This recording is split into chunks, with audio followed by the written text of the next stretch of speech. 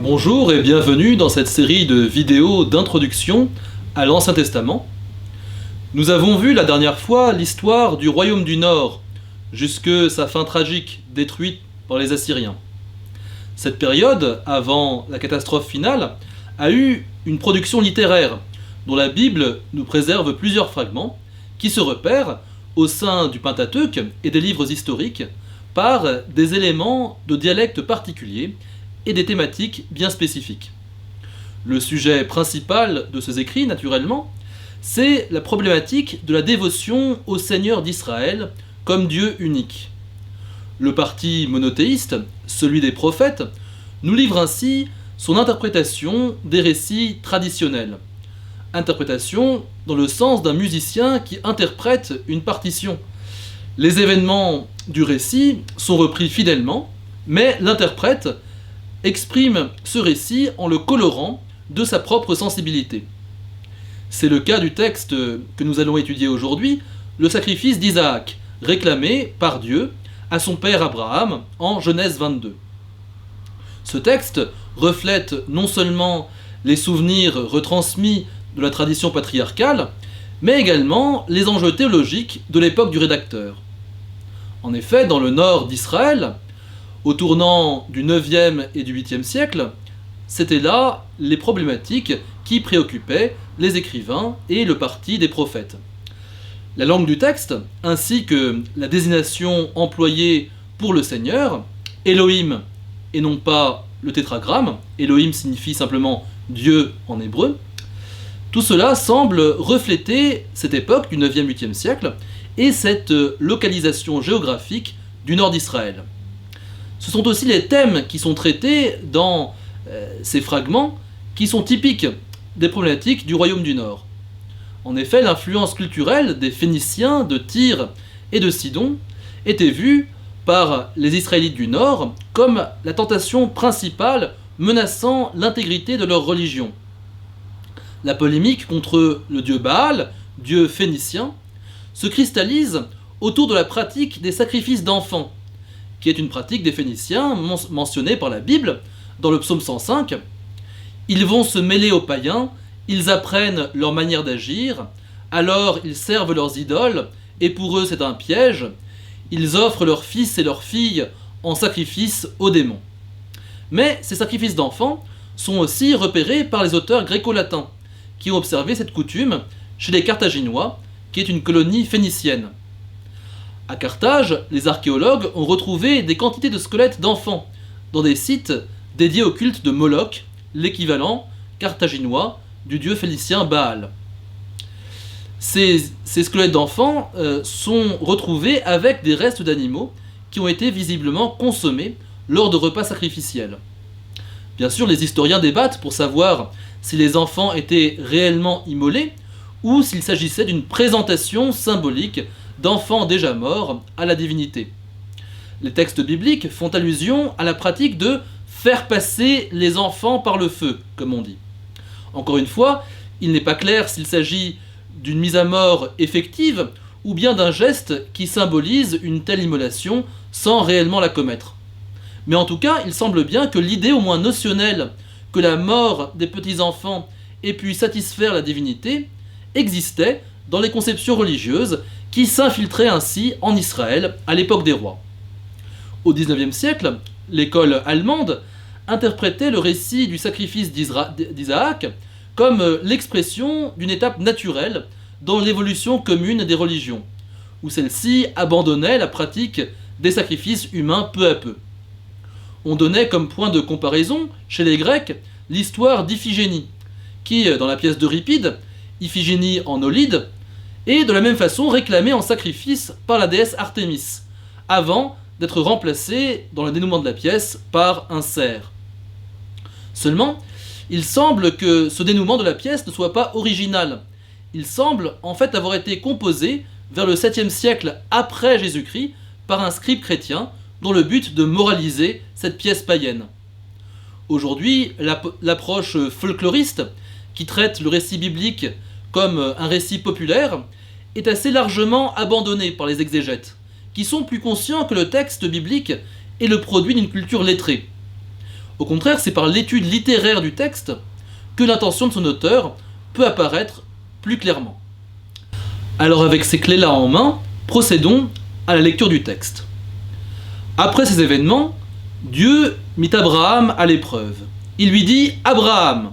Celui-ci répondit « Me voici !» Dieu dit « Prends ton fils, ton unique, celui que tu aimes, Isaac, va au pays de Moria, et là tu l'offriras en holocauste sur la montagne que je t'indiquerai. » Abraham se leva de bon matin, sella son âne, et prit avec lui 2 de ses serviteurs et son fils Isaac. Il fendit le bois pour l'holocauste et se mit en route vers l'endroit que Dieu lui avait indiqué. Le 3e jour, Abraham, levant les yeux, vit l'endroit de loin. Abraham dit à ses serviteurs « Restez ici avec l'âne. Moi et le garçon, nous irons jusque là-bas pour adorer.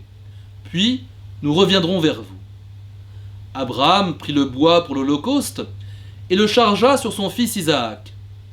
Il prit le feu et le couteau, et tous deux s'en allèrent ensemble.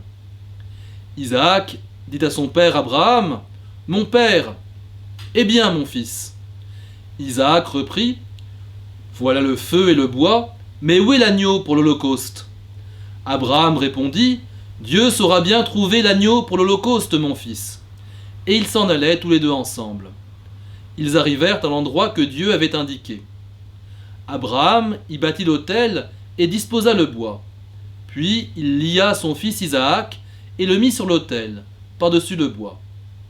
Abraham étendit la main et saisit le couteau pour immoler son fils. Mais l'ange du Seigneur l'appela du haut du ciel et dit « Abraham, Abraham !» Il répondit « Me voici. » L'ange lui dit « Ne porte pas la main sur le garçon, ne lui fais aucun mal. Je sais maintenant que tu crains Dieu, tu ne m'as pas refusé ton fils, ton unique. » Abraham leva les yeux et vit un bélier, retenu par les cornes dans un buisson.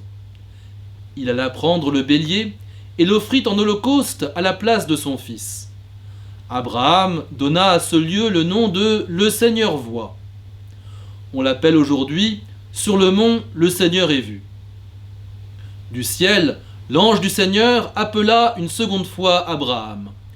Il déclara « Je le jure par moi-même, oracle du Seigneur, parce que tu as fait cela, parce que tu ne m'as pas refusé ton fils, ton unique, je te comblerai de bénédictions. Je rendrai ta descendance aussi nombreuse que les étoiles du ciel et que le sable au bord de la mer. Et ta descendance occupera les places fortes de ses ennemis. Puisque tu as écouté ma voix, toutes les nations de la terre s'adresseront l'une à l'autre la bénédiction par le nom de ta descendance. » Alors Abraham retourna auprès de ses serviteurs, et ensemble ils se mirent en route pour Beersheba. Et Abraham y habita. Alors que peut-on dire de ce texte ? D'abord, la langue qui est employée est sans aucune recherche en ce qui concerne le vocabulaire. En revanche, la composition et le rythme de l'action sont parfaitement étudiés dans ce passage. Comme souvent dans les péricopes bibliques, on peut discerner ici un plan concentrique. D'abord, aux extrémités, en rouge, on a des dialogues entre Dieu et Abraham. Ensuite, en vert, nous avons des scènes d'action. Il y a des éléments communs entre la première et la seconde scène d'action. Il y a la marche, il y a Isaac chargé sur le bois ou le bois chargé sur Isaac, et Abraham qui prend le couteau en main. Au milieu, tout au centre, il y a un dialogue entre Abraham et Isaac. Alors il peut sembler à première vue que les parties qui composent ce plan, surtout la dernière partie en rouge, sont de longueur inégale. Mais c'est sans doute que cette dernière section a été augmenté à une époque plus tardive. Cela se voit très clairement par l'analyse du texte. Notamment, au lieu d'être désigné comme Elohim, le Dieu, le personnage qui intervient depuis les cieux pour retenir le bras d'Abraham est dénommé l'ange du Seigneur.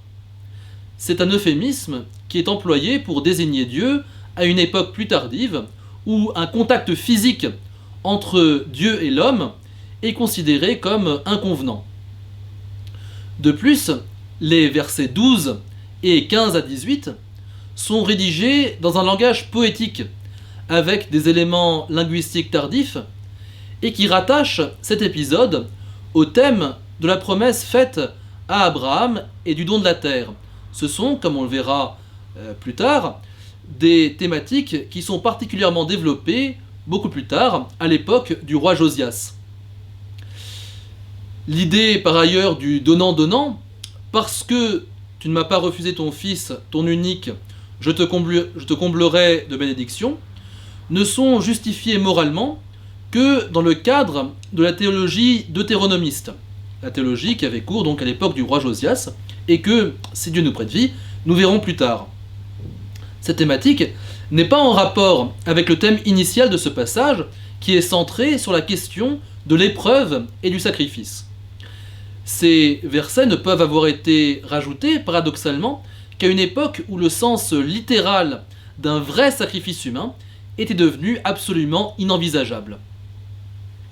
Alors, quant à la structure d'origine, elle met au centre le dialogue entre Abraham et Isaac, qui lui-même est encadré par une expression qui revient comme un refrain. Tous les deux marchaient ensemble. Isaac dit à son père Abraham : « Mon père, me voici mon fils. » Isaac reprit : « Voilà le feu et le bois, mais où est l'agneau pour l'holocauste » Abraham répondit : « Dieu pourvoira l'agneau pour l'holocauste, mon fils. » Et ils marchaient tous les deux ensemble. Alors l'effet dramatique de cette répétition du refrain est saisissant. Vous voyez qu'avec un grand talent de romancier, le narrateur ne mentionne pas explicitement le silence pesant qui naît du non-dit entre les deux personnages, mais il l'évoque par ce bref dialogue qui survient au milieu de leur marche et où la question essentielle n'est pas posée. La reprise par Abraham du terme qu'il avait utilisé pour répondre à Dieu lui-même, « me voici », fait entrer son fils dans la démarche où il a lui-même accepté d'entrer. Et le silence de son fils indique qu'il y entre lui aussi tacitement. Ainsi le refrain « Ils marchaient tous deux ensemble », quand il revient pour la seconde fois, se charge du sens additionnel de cette acceptation. Alors puisqu'elle forme le cœur de la péricope, cette section constitue nécessairement l'élément essentiel du passage. C'est le fait d'accepter de s'engager dans la démarche proposée par Dieu et non dans l'acte de sacrifice lui-même qui est essentiel. C'est peut-être en partie la subtilité de ce message, dont le décodage nécessite une grande maîtrise des codes du récit, et aussi qui nécessite de connaître le contexte de son écriture. C'est cette subtilité qui a conduit à la réécriture partielle de la dernière section, pour rendre plus explicite l'intention polémique du texte. Alors l'accent anti-sacrificiel de l'épisode n'indique pas forcément, comme l'ont suggéré certains exégètes, une origine dans le milieu prophétique, et non dans les cercles sacerdotaux. Mais, quoi qu'il en soit, l'accent est, sans conteste, mis sur la relation personnelle à Dieu dans un acte d'alliance, plus que sur l'acte cultuel du sacrifice. Dans cette mesure, c'est la réciprocité de l'engagement religieux qui est mis en avant. Le sacrifice n'est pas en soi comme mode de communion avec le divin, puisqu'un bélier, de fait, est bien immolé à la place d'Isaac. Mais la conception de ce rite qui voudrait que l'homme fournisse à Dieu quelque chose dont il a besoin en échange d'une faveur, cette conception-là est rejetée. Une conception archaïque du sacrifice voulait en effet que les dieux se nourrissent de la fumée qui monte des autels. On pouvait donc négocier avec eux, voire menacer de les affamer s'ils ne donnaient pas satisfaction, ou bien, au contraire, les tenter avec le mets de choix que pouvait représenter la chair d'un jeune enfant. cette conception est rejetée par le texte en faveur d'une conception du sacrifice qui y voit avant tout l'expression d'une commensalité avec Dieu, c'est-à-dire le fait de partager un repas avec Dieu. Si cette réciprocité est mise en avant par le texte, elle concerne aussi le thème de l'épreuve qui est central et qui est mis en avant dès le premier verset du texte. Ce thème est très présent dans les traditions exodales issues du royaume du Nord, que nous allons étudier un peu plus tard. Dans l'Exode, dans le désert, les Israélites tentent Dieu en réclamant de l'eau à Moïse. Et Dieu en retour les tente, c'est-à-dire les met à l'épreuve, en leur imposant l'épreuve de l'errance dans le désert pendant 40 ans. Le terme employé en hébreu pour dire tenter signifie en fait pousser à bout. C'est le même verbe qu'on emploie pour désigner le test qu'on fait passer à un objet en métal pour voir jusqu'où on peut le plier avant qu'il cède, ou jusqu'où on peut le chauffer avant qu'il perde ses propriétés. Ainsi, dans cet épisode, Dieu pousse Abraham dans ses derniers retranchements. Il exige de lui ce qu'il y a de plus précieux. Ce qui est bien exprimé dans le verset 2. Dieu dit « Prends ton fils, ton unique, celui que tu aimes, Isaac ». Pour bien faire ressortir l'effet voulu, la traduction juive en araméen de ce passage, ce qu'on appelle le Targum, ajoute des répliques pour Abraham au milieu de ces versets et le transforme assez en dialogue. Prends ton fils, lequel? Ton unique, j'en ai deux. Celui que tu aimes, je les aime tous les deux. Isaac. Et là, Abraham ne peut rien répliquer. La désignation d'Abraham comme unique n'est pas due à l'origine dans ce récit tant à une tradition qui ignorerait l'existence d'Ismaël, comme le prétendent certains exégètes, qu'à l'insistance du récit sur le fait que c'est bien l'enfant de la promesse qu'Abraham est appelé à sacrifier. Cependant, cette attitude de Dieu qui consiste à pousser Abraham dans ses derniers retranchements trouve un miroir dans l'attitude inverse d'Abraham qui lui aussi pousse Dieu dans ses derniers retranchements. Il suit à la lettre les consignes qui lui sont données et ainsi force le Seigneur, en quelque sorte, à se montrer un Dieu miséricordieux, digne qu'on noue alliance avec lui. Avant d'engager pour toujours sa postérité dans une alliance avec ce Dieu, Abraham se devait en effet de le mettre en quelque sorte lui aussi à l'épreuve. Et donc le récit du sacrifice d'Isaac est à lire dans une intertextualité avec les livres prophétiques, qui invitent le peuple d'Israël à la fidélité, malgré les événements de son histoire qui semblent parfois contredire la promesse d'une présence indéfectible de Dieu aux côtés de son peuple. En montrant la supériorité de la relation entre Israël et son Dieu sur celle des peuples étrangers avec les leurs, qui sont fondés sur des sacrifices sanglants, l'écrivain biblique met aussi en avant la supériorité de la théologie de l'alliance, comme théodicée, c'est-à-dire comme manifestation de la justice de Dieu. Et il met aussi en avant la clé d'interprétation théologique qu'il entend fournir des événements de l'histoire. En cela, le récit du sacrifice d'Isaac est tout à fait typique du texte biblique et de son propos d'une façon générale. Et par certains traits, d'autre part, notamment le portrait qu'il dresse de Dieu comme d'une force mystérieuse, inquiétante, imprévisible, potentiellement mortelle, ce texte du sacrifice d'Isaac est typique de la théologie du Nord, comme nous allons continuer à le voir la prochaine fois avec d'autres textes, eux aussi issus de cette production littéraire du Royaume du Nord. Entre-temps, bonne semaine et que Dieu vous garde.